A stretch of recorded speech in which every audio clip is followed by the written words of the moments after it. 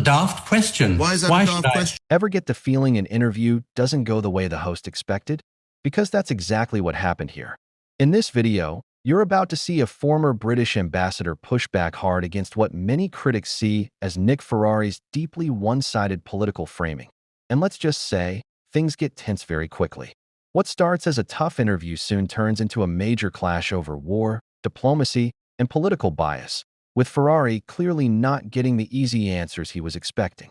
Before we dive into the full story, comment where you're watching from, and don't forget to like and subscribe so you don't miss the next one. All right, let's get into this. Who served as British ambassador to Iran and joins me now. The continuing, and I have to say, widespread criticism of Sir Keir Starmer in many of the newspapers' editorials this morning. Sir Richard, how fair is that criticism in your view? Good morning.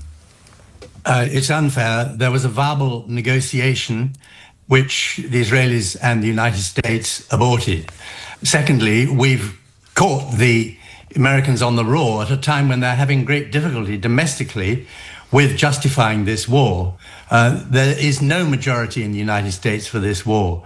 There was clear indications from leaders of Congress after the briefing a few days before it was launched that there was no reason shown to them why there was a case for compelling reasons for the United States to go to war at this time. They're now soft-pedaling their regime change justification. They are now preparing their people for a long period of war against what the American people had a hope to expect. So when Britain confirms the position taken by France, Germany, and itself and all our other European partners not to participate in the opening strikes, this is a difficult moment for the Americans, and they're lashing out against us, and we should not be unduly impressed by it. We should stick to a course which is in accordance with international law, while at the same time assisting the United States. That is, in brief, what Prime Minister Starmer is doing. So when it comes to defending UK citizens in the region, we don't even do it ourselves?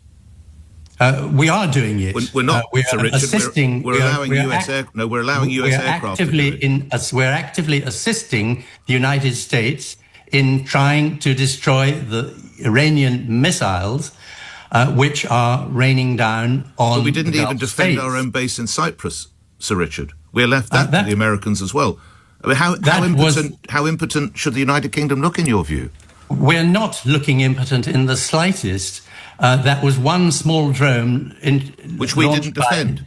Launched by Hezbollah, and active steps were taken subsequently against the two drones that were directed at Akrotiri, which were successful.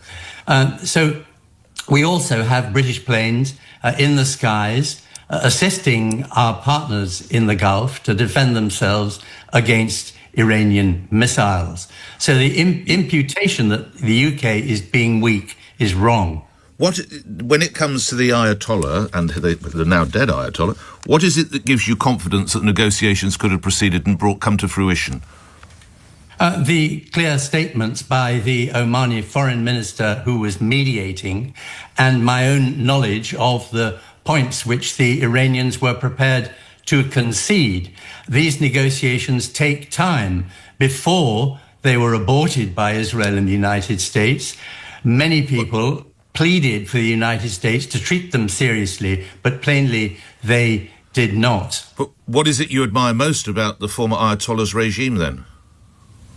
What a daft question. Why is that a daft question? I haven't indicated any admiration for the Ayatollah's regime. My understanding, and you'll be closer to it than I. Why would you, my as a senior understanding is, and you'll be closer to I, Sir Richard, there were people being killed. Would you suggest that that's what Because if you let me answer, my understanding, and you're closer to it than I, is this is a regime that was killing certainly possibly 5,000, possibly 35,000 of his own people, and imprisoning thousands more. It was a regime that I would have thought needed to go. So I'm asking, what possibly could it be that you admired in that regime?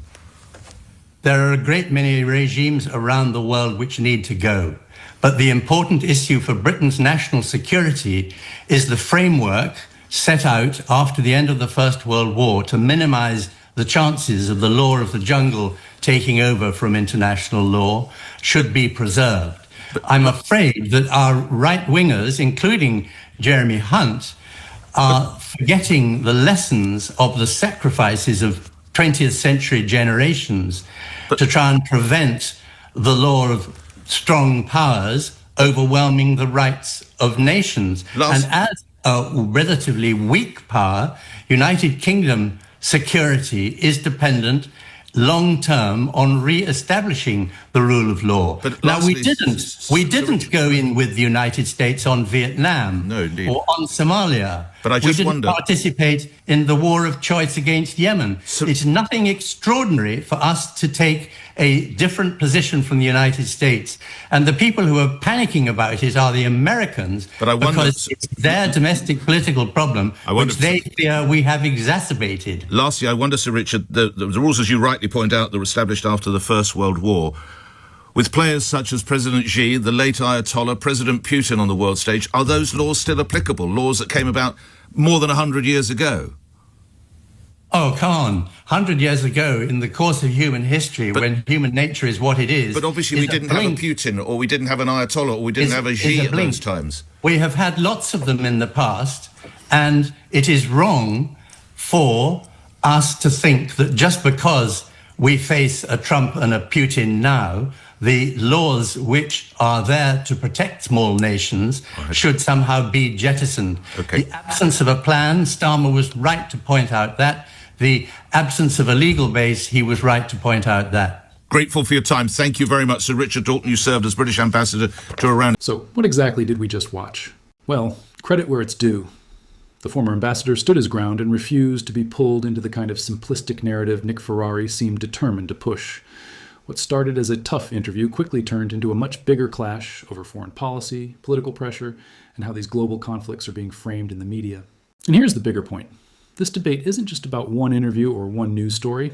It reflects a wider political divide, with growing arguments over leadership, international alliances, and the direction of Western politics. But what do you think? Did the ambassador make the stronger case, or do you agree with Ferrari's approach? Let me know in the comments below. And if you enjoyed this breakdown, don't forget to like, subscribe, and turn on notifications so you never miss the next one. Thanks for watching.